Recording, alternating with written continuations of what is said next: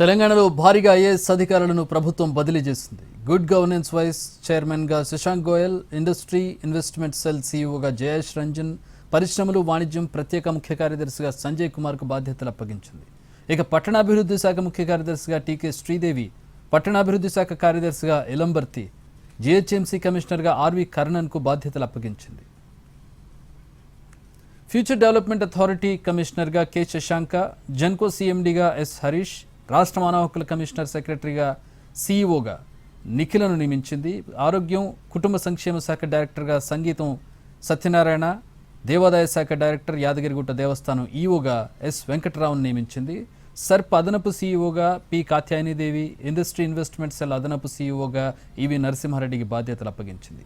GHMC zonal కమిషనర్గా Hemant Sahadevrao, టీజీఎంఎస్ఐడిసి managing డైరెక్టర్గా ఫణీందర్ రెడ్డి, పంచాయతీరాజ్ గ్రామీణాభివృద్ధి శాఖ జాయింట్ కమిషనర్గా కధివరన్, హైదరాబాద్ అదనపు కలెక్టర్గా విద్యాసాగర్, హెచ్ఎండిఏ సెక్రటరీగా ఉపేందర్ రెడ్డిని నియమిస్తూ సీఎస్ ఉత్తర్వులు జారీ చేశారు.